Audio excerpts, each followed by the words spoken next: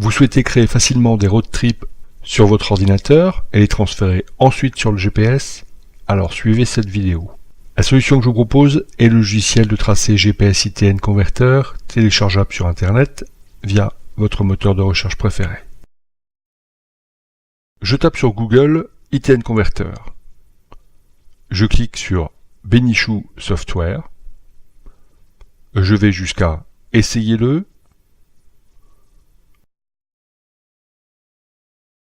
Version installable. Et ensuite, je suis les instructions. Une fois ITN Converter téléchargé, j'ouvre le logiciel en cliquant sur son icône. Cliquez sur Ouvrir, puis sur la flèche de l'ascenseur afin de trouver le dossier dans lequel l'itinéraire a été téléchargé. Cliquez dessus pour ouvrir. Sur la gauche apparaît la liste des étapes, sur la droite la longitude et latitude. Cliquons ensuite sur Éditeur pour voir apparaître la carte et les étapes. Pour relier les points et calculer la distance et le temps, cliquez sur le casque noir et le calcul démarre. L'itinéraire apparaît ainsi sur l'écran. Pour zoomer, faire rouler la molette de la souris ou appuyer sur les touches plus et moins en haut à gauche. Pour déplacer la carte, gardez le doigt appuyé sur le clic gauche et bougez la souris. Pour revenir sur une vue d'ensemble du tracé, cliquez sur la map monde. Pour modifier les préférences de calcul de l'itinéraire, cliquez sur Changer les options, puis cochez la case Numéroter les étapes, ce sera plus simple lors de la création d'itinéraire. Sur Itinéraire, cochez les 3 cases, recalculer automatiquement l'itinéraire, directement ajouter une étape en cliquant sur une route, et placer les points sur la route la plus proche. Dans Fournisseur d'itinéraire, vous avez le choix entre plusieurs fournisseurs, comme Michelin, Google ou TomTom. Ce dernier a le mérite de proposer un calcul pour moto en route sinueuse. On peut aussi choisir dans Type d'itinéraire d'éviter les autoroutes ou les péages.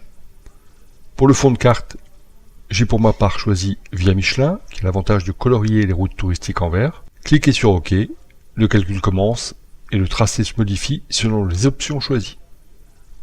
À présent, enregistrons ce tracé modifié selon nos préférences sur notre ordinateur. Enregistrez les étapes en cliquant sur le V en vert en haut à droite de l'écran pour valider les modifications. On se retrouve alors sur la page d'accueil avec le nom des étapes et les coordonnées GPS des points. Tout en bas de la page, vous trouverez format d'exportation. Il suffit de choisir le format selon le type de GPS utilisé. Pour un Garmin, choisissez Garmin Nuvi GPX MapSource. .gpx. Pour un TomTom, le nom du fichier se terminera par .itn. Ensuite, cliquez sur Exporter. Choisir le dossier dans lequel le fichier sera enregistré, et voilà, l'itinéraire est dans l'ordinateur. Il suffit maintenant de le copier dans la mémoire de son GPS. Pour créer son propre itinéraire, cliquez sur l'icône d'ITN Converter pour ouvrir le logiciel, puis directement sur Éditeur. Écrire le nom du point de départ, comme Metz par exemple, puis cliquez sur la loupe. Le logiciel proposera tous les Metz existants dans le monde. Choisir Metz Grand Est, France, ajouter à l'itinéraire. Choisir ensuite une première étape en cliquant directement sur la carte, ajouter à l'itinéraire, ou en recherchant le nom d'une commune ou d'un hôtel avec la loupe, comme on l'a fait pour trouver le point de départ Metz. Cliquez ensuite sur le casque pour calculer le temps et les kilomètres entre ces deux points, et ainsi de suite pour chacune des étapes. Pour déplacer un point, il suffit de garder le doigt appuyé sur la souris et de bouger le point.